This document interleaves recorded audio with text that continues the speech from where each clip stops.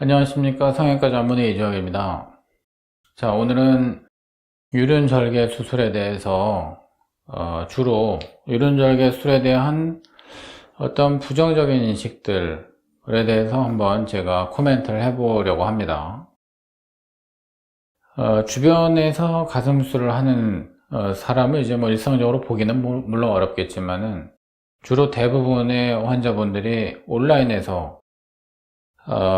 어떤 커뮤니티들에서 나는 뭘로 했다라고 하는 뭐 경험담들 이런 걸 읽으시고 요즘 저렇게 많이들 하는구나 라는 식으로 좀 감을 잡으시는데, 그렇게 한번 정보 수집을 해보면 유른 쪽으로 수술하는 사람이 많지 않다라고 하는 거를 아마 느끼실 거예요. 자, 유른 절개 수술을 하는 사람이 겨드랑이 절개나 밑주름선 수술을 하는 사람에 비해서 되게 적어 보이는데 그 이유가 과연 뭘까? 자, 일단 그거서부터 얘기를 한번 해볼까 싶습니다. 첫째는 환자분들이 유륜절개라고 하는 거에 대해서 거부감들을 많이 갖고 있어요. 유방 수술을 이제 하고는 싶은데 유방 자체에다 칼을 대는 거는 왠지 조금 무섭고 조금 위험할 것 같고 뭔가 안 좋을 것 같고 어떤 수요라든가 유방의 어떤 기능적인 측면이 좀 떨어지지 않을까 하는 걱정을 이제 하시게 되는 그런 경향이 있어요. 겨드랑이나 밑주름선 같은 경우는 그런 걱정을 상대적으로 좀 덜 하시는 그런 부분이 좀 있고요.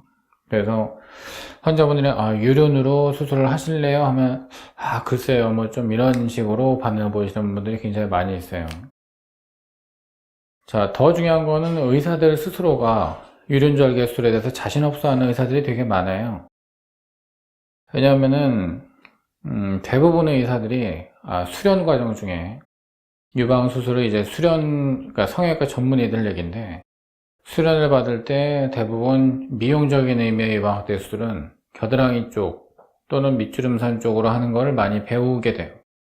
물론 남들이 하는 거를 보고서 배웠기 때문에 그걸 따라 하면서 사실 수술을 배우게 되는 겁니다. 그러니까 어느 의사나 다 마찬가지예요. 그게 뇌수술이든 심장수술이든 다 누군가 하는 거를 보고 따라 하면서 배우기 시작하는 건데, 사람이 하는 모든 일은 유방술도 마찬가지예요.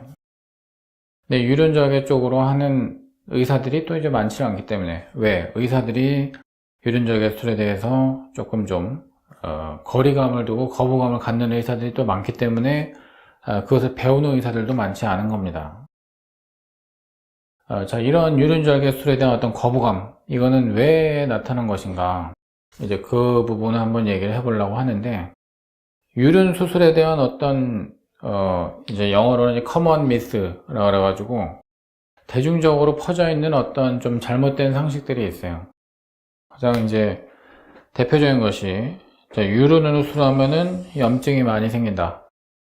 또 유륜으로 수술하면은 구축이 많이 생긴다. 또 유륜으로 수술하면은 이제 흉터가 다른 절개 부위에 비해서 심하다. 자, 이런 것들이 제가 좀 팩트 체크를 좀 해보려고 하는 부분이에요. 그러니까 이제 결국은 과학이라고 하는 거는 실제적으로 그러냐 라고 하는 어떤 증거가 있을 때만 받아들이는 것이 과학이에요. 내가 머리에 두통이 있는데 두통을 치료하기 위해서 머리에다가 침을 넣으면 두통이 없어진다. 자, 이거는 과학이냐 아니면은 그냥 이제 민간요법이냐. 그 의학과 민간요법의 차이는, 의학이라고 얘기를 하려면은 통계가 있어야 돼요. 수학적인 어떤 데이터 분석을 통해 가지고 통계적으로 입증이 된 것을 우리가 과학이라고 얘기를 하는 것이고, 그렇지 못한 거를 그냥 민간요법이라고 얘기하는 거예요. 자, 머리에 침을 놨을 때 뭐 1000명의 두통 환자들을 놔줬는데 그 중에서 침을 놓지 않은 사람과 놓은 사람 사이에 이제 회복되는 데 유의한 차이가 있었다. 뭐 이제 이런 부분들이 여러 가지 어떤 통계적인 그런 작업들로 인해서 확정이 되어야만 머리 아플 땐 침을 맞으러 가라 라고 얘기를 할 수 있는 거죠. 근데 이제 유륜 쪽으로 수술했을 때는 실제로 구축이 많이 오느냐, 자, 이게 통계적으로 입증이 된 적이 없어요.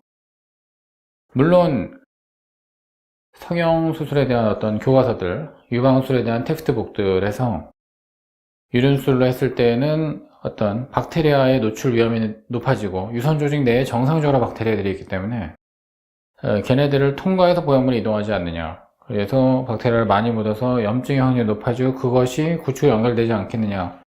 자, 이런 어떤 이야기들은 많이 써 있어요. 문제는 그것이 확정적으로 통계적으로 입증된 적이 한 번도 없다는 거예요. 유륜 쪽으로 수술하는 환자들에서 구축이 다른 쪽으로 수술한 환자들에 비해서 통계적으로 많았느냐. 그런 데이터가 없어요. 제대로 연구가 되어 있는 확실한 데이터를 가지고 그것이 입증되지 않았다고 하는 거죠. 또 유륜 쪽으로 수술했을 때는 다른 쪽으로 수술했던 환자들에 비해서 염증이 더 많았다. 이것 역시도 정설적으로 우리가 받아들일 수 있을 만큼 충분히 확정적으로 논의된 적이 없습니다. 자, 그래서 아직까지는 제 생각에는 이제 유륜 쪽으로 수술을 하는 게 겨드랑이나 밑선에 비해서 구축이 많다라고 이야기할 수 있는 그런 증거가 없다라는 거죠. 그게 팩트 체크를 처음으로 먼저 이제 해드리고 싶은 부분이고, 흉터 때문에 나는 유륜이 싫다. 왜냐면 정면에서 보이지 않느냐. 흉터라고 하는 거는 이제 받아들이기 나름인데, 대부분 이제 결혼하기 전 처녀분들은 겨드랑이 쪽에 절개를 갖다가 선호하는 경우들이 많이 있어요. 저도 사실은 이제 가슴이 아주 없는, 그리고 젊은 분들의 경우에 가슴술을 확대술을 할 때는 겨드랑이 쪽을 많이 권해드리는 경향이 있는데, 그 이유는 살이 타이트하기 때문이에요. 살이 타이트한데 겨드랑이 쪽은 항상 텐션이 없는 부분이기 때문에 흉터가 잘 안 생기기 때문에, 그래서 겨드랑이 쪽 권해드리곤 하는데, 자, 이거를 갖다가 한번 좀 정리를 한번 해볼까 합니다. 겨드랑이 수술과 밑주름 수술, 그리고 유륜 절개 수술. 자, 요 경우에 이제 뭐 하는 경우가 어떤 경우고 장점, 단점이 무엇인지 쭉 얘기를 하다가 보면은, 아, 유륜 수술이라고 하는 거는 이래서 있구나라고 하는 거를 또 자연스럽게 알게 되실 것 같고, 저는 이제 결과적으로 유륜 절개 수술이 조금 사람들한테 과도하게 거부되고 있다. 좀 이런 생각이 좀 들어요. 굉장히 쓰임새가 많은 수술인데, 의사들도 자꾸만 이제 그 수술 자신 없어 하고, 그래서 그러다 보니 환자한테 권하지를 않게 되고, 환자분들은 뭔가 유륜 수술은 뭐 내 경우에는 좀 아닌 것 같고, 자, 이런 식으로 좀 근거 없이 이렇게 터부가 되고 있는 그런 부분 한번 얘기를 해보고 싶어서 자, 말씀드리는 것이고요. 겨드랑이 수술은 아까 말씀드렸듯이 가슴이 거의 없는 이제 좀 어린 환자분들한테서 저도 주로 이제 많이 하고 있다고 얘기를 이제 드렸는데, 자, 왜 그러느냐면은 일단은 가슴 수술을 했다라고 하는 거를 사람들한테 노출하고 싶은 사람은 아무도 없죠. 될 수 있으면 수술했다는 사실을 숨기고 싶은데, 그러려면 흉터도 숨겨야 돼요. 흉터를 유방 자체가 아닌 다른 데의 흉터라고 하면은 가슴 수술 했구나라고 하는 거를 유추하기 어려우니까, 그래서 겨드랑이 쪽을 사실은 많이 하는 거예요. 자, 장점은 겨드랑이 수술에서는 흉터예요. 뭐 누구나 이거 얘기 안 해도 다들 아시겠지만은. 자, 단점이 있다고 하면은 겨드랑이 수술은 위에서 내려가면서 박리를 해야 되거든요. 자, 그래서 어깨, 그냥 겨드랑이에서부터 유방까지 쓸데없는 부분을 박리를 해야 돼. 예, 박리를 많이 해야 된다고 하는 거. 즉, 유방 자체가 아닌 부분. 우리가 수술을 하고 싶은 건 유방인데, 유방이 아닌 데를 필연적으로 박리를 다 해버려야 돼요. 그래서 보형물이 들어가면서 이 부분에 있는 살을 그냥 찢어버리고 들어가게 되니까, 자, 이런 부분은 쓸데없는 박리를 해야 된다는 점에서는 단점이 될 수가 있겠고, 이제 그러다 보니까 이제 겨드랑이 수술을 하면은 뭐 통증이 있다느니 뭐 이런 얘기가 나오는데, 사실은 겨드랑이 수술을 하고 난 다음에 통증 거의 없는 사람들도 사실 있습니다. 근데 어쨌든 이런 부분과 함께 특별한 어떤 장비가 필요하다는 점, 자, 그 점도 단점이 되겠죠. 그러니까 다른 쪽은 맨눈으로 다 보이는데 겨드랑이나 배꼽, 자, 이런 데를 쓸 때에는 경로가 멀고, 그 다음에 뭐 이렇게 들어가지고서는 볼 수 있는 그런 데가 아니기 때문에 내시경 같은 그런 기구를 이제 써야 된다고 하는 점, 그 점이 다른 것이죠.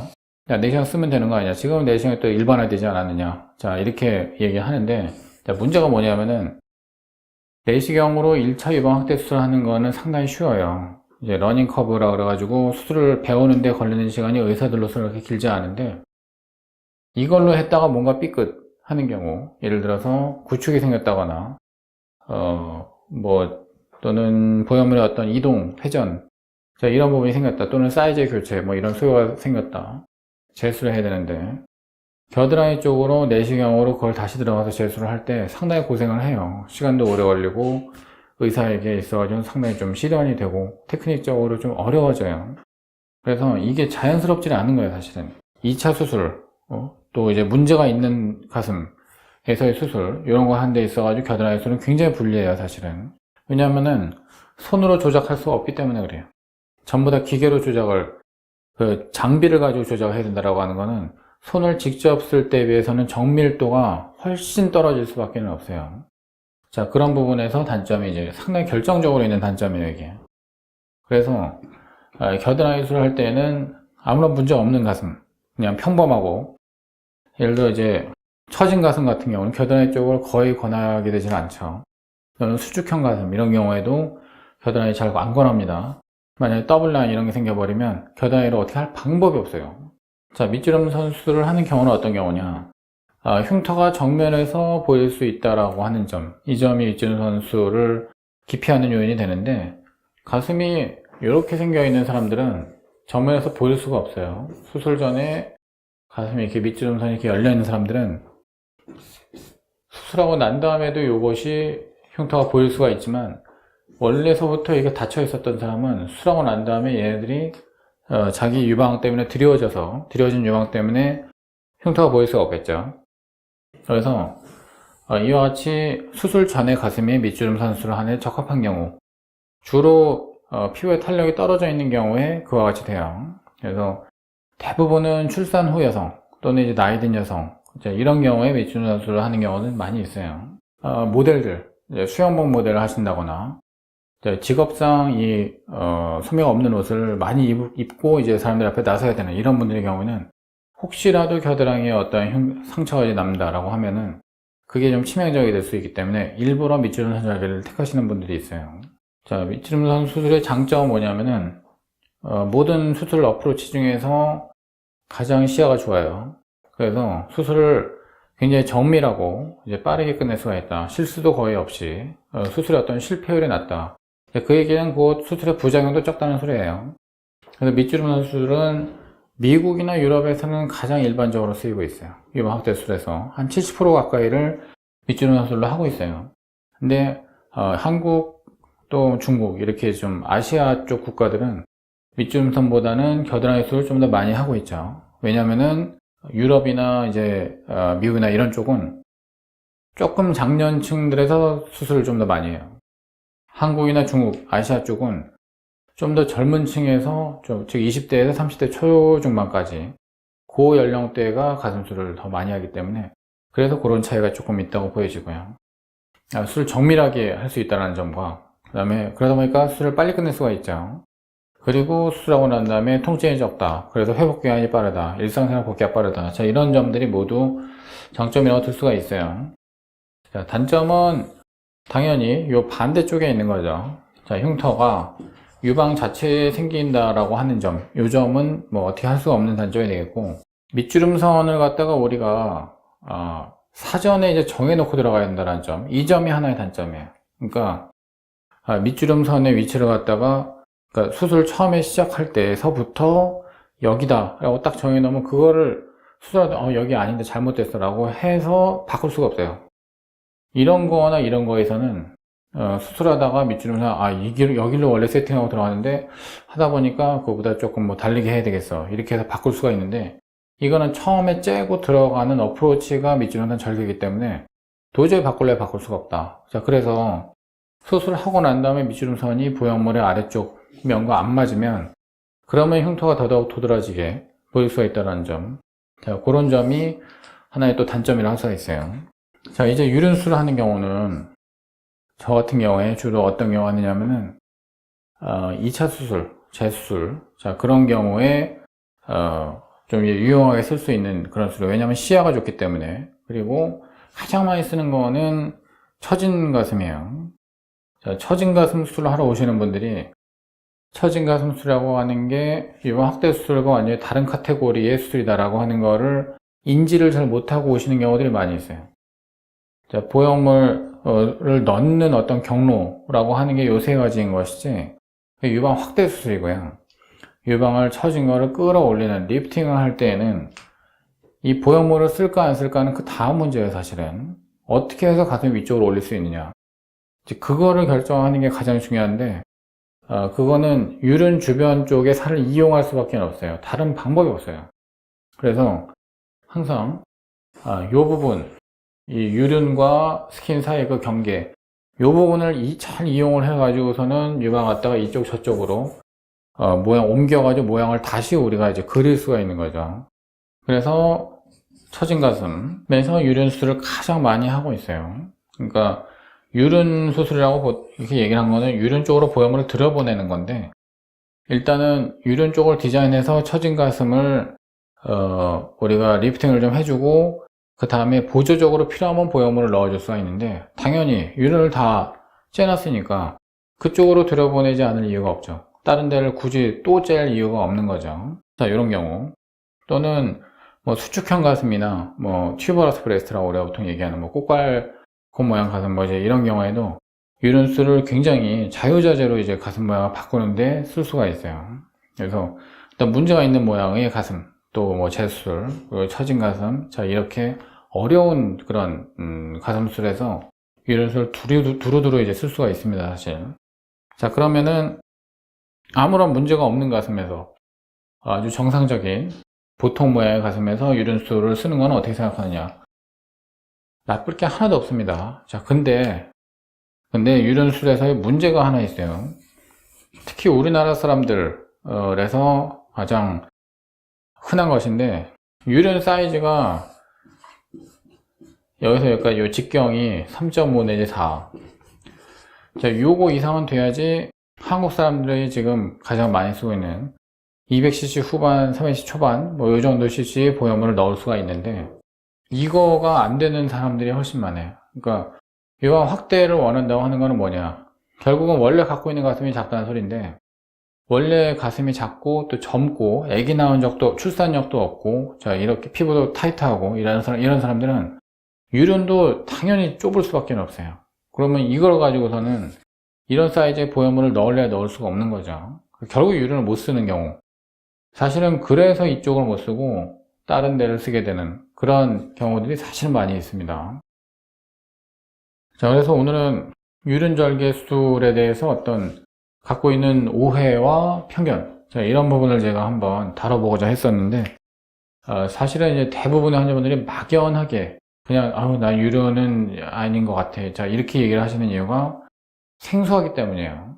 거기에 들어본 적이 없고 좀 뭔가 내가 할 게 아닌 것 같고 이렇게 이제 생각하기 때문인데, 사실은 이제 의사들도 그렇고 또 환자분들도 그렇고 여기에 대한 얘기를 좀 더 많이 좀 들었으면 좋겠어요. 그래서 저 환자는 반드시 유륜으로 해야 될 텐데 라는 생각이 드는데도 불구하고 환자분들이 본인들이 가지고 있는 정보하고 안 맞는다는 이유로 유륜수를 거부하는 경우들이 있어요.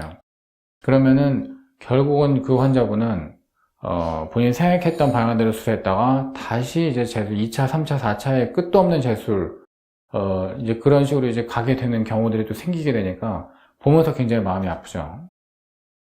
자, 오늘은 유륜절개 수술에 대해서 한번 우리가 좀 잘 알고 있는가, 자, 이 부분에서 한번 언급해 보았습니다. 자, 도움이 되셨기를 바라겠고요. 여기서 마치겠습니다. 고맙습니다.